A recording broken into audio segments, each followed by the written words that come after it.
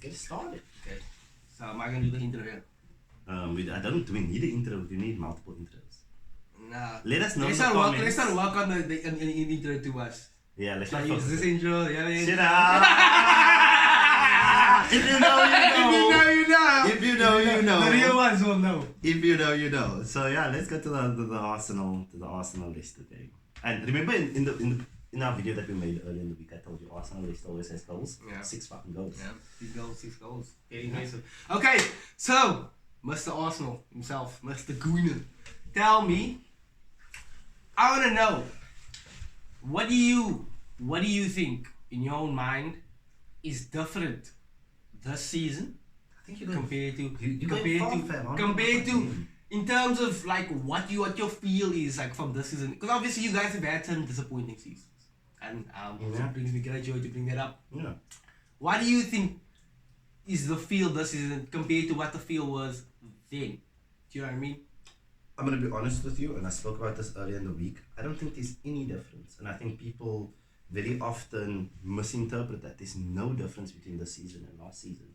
There was a 3-month break. 2 of those months, no football was played. These boys were out here in Cali sticking, never mind. But you know, they were doing mad things on their holiday. Shout out Thomas Party, you know.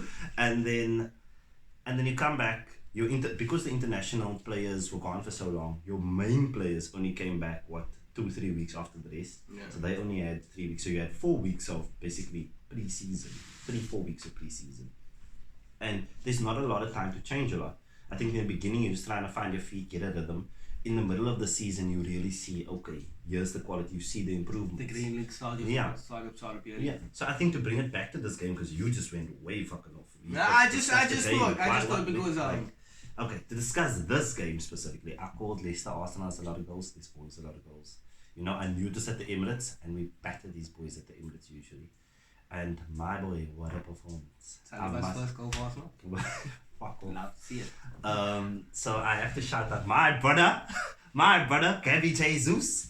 You know, 2 goals, 2 assists. Give me that 14. Fire though. That do be fire. That reminded me of that Alexis chip against fucking West Ham a few years ago. Don't say that name on the spot. You don't want to get cancelled. We love it. What do you mean get cancelled? You don't want to get cancelled by the Glaziers. We sold that. We don't want the Glaziers They were holding 400k a week for a fucking ball boy. They bought a ball boy for 400k a week. No. You love to see it.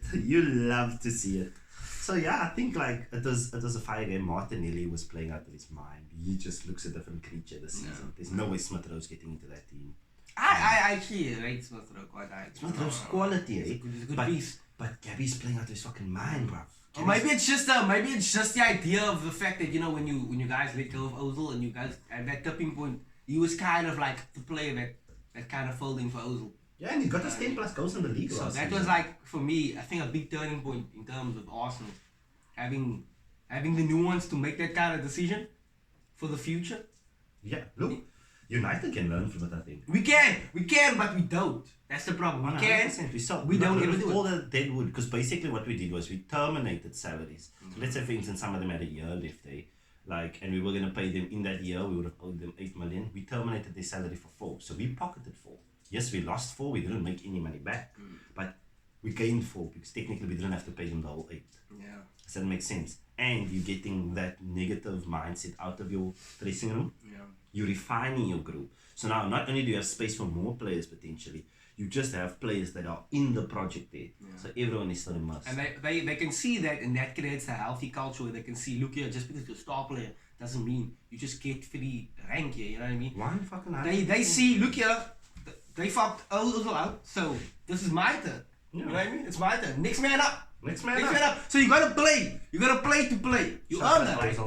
You earn the right to play. Yeah. And that is a big lesson that I think United can learn, and I think Arsenal has taken on board very well. And you can clearly see the difference in your fan base, the feel around the club. Even as an Arsenal hater myself, I would have to say that I do see that. But the thing is, Arsenal supporters are like all supporters, and also, we talk a lot about United fans being insane. Arsenal supporters are basically just a militia.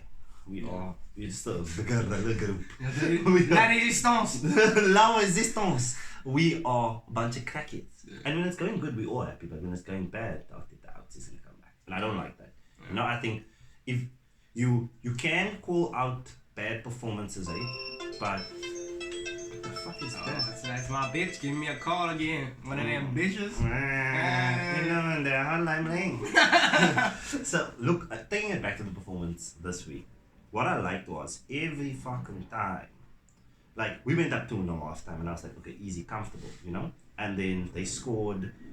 Okay, so Lieber scored their own goal, and that, I think that was just down to lack of communication, you know? I think that would get better over time. Yeah. Like, him and Ramsdale haven't played together, the language barrier, and Ramsdale should have came for it, and he could have just headed it back to Rams, but there was no communication, so he had to sit in the back. Yeah. You know, they score. 100 seconds later, we have the ball in the back of the net. You know? That bounce back ability. Bounce back ability. Mm-hmm. Next thing, Madison scores again, a trashy goal. Ramsdale has to do better. And we bounce back again, 120 seconds later, under 2 minutes, and we have our goal in the back of the net again. So that was a quality I haven't seen from Arsenal in a long time. At 3-2, that feeling kicked in, like in the middle of my chest, like, oh, you had this fucking fear. Here we go again. Here we go again. And you know, at this stage in the season, your hope is so frail. Like, you have nothing to base it on. Nothing to tether it to. Yeah, 100%. We are around, so we should be able to get over this hump. So at 3-2, I'm pissing myself. Like, I'm pissing myself, and then we just got it done. You know? And I think that also bleeds over to the players as well. Yeah. That, look, if they know they've been on a run, like you guys have been on a mini run now, your next game, you're 2-1 down, you're more inclined to believe you can actually do this. You know what I mean? You can play. You know, look, we can play them apart. We're getting some. Whereas you lose two games in sprint. The third game, you go 1-0 down. You wanna fucking go back to the dressing room. 100%. You don't wanna be in the stadium. 100%. CR7 wants to fucking be on a plane half time again.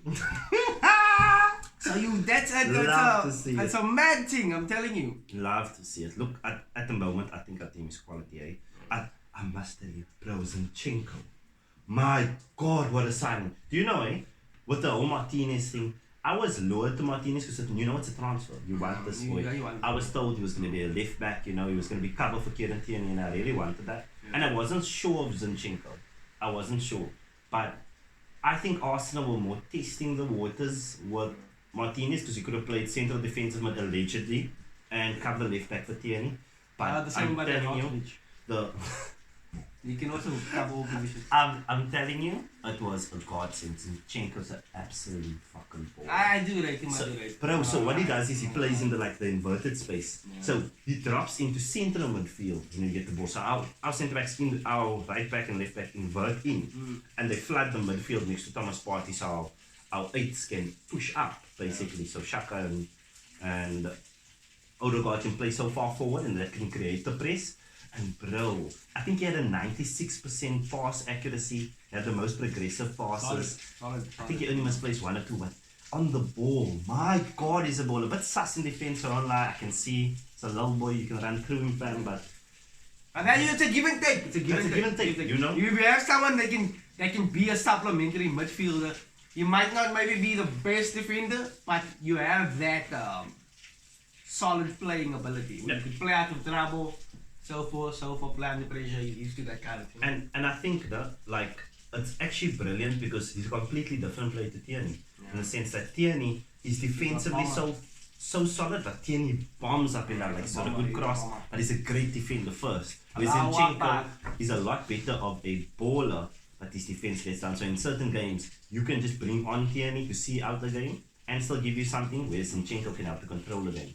You know, so against a bigger team, you might want to play a Tierney just because you know you're going to need more defense, you're going to be under pressure more. Against the smaller teams, you can just dominate with Zinchenko coming inside. Whereas Tierney can't come inside, Tierney overlaps. Wow. So that's the big difference. So, I'd say because you got one best player, Gabby Jesus. Any things that you want your team to work on in the next game? In the next game, definitely, I think the 2 defensive lapses, we didn't need to concede those goals, and we did. So clean sheets, big thing we need to focus up because we still look like we can concede an easy goal. Only other thing I would like us to work on maybe is just like, you know, I would like another centre with Yuri Tielemans. Shout out my brother. Please come through. If we could get another Yuri Tielemans to give it, because our bench is quite dry. We don't have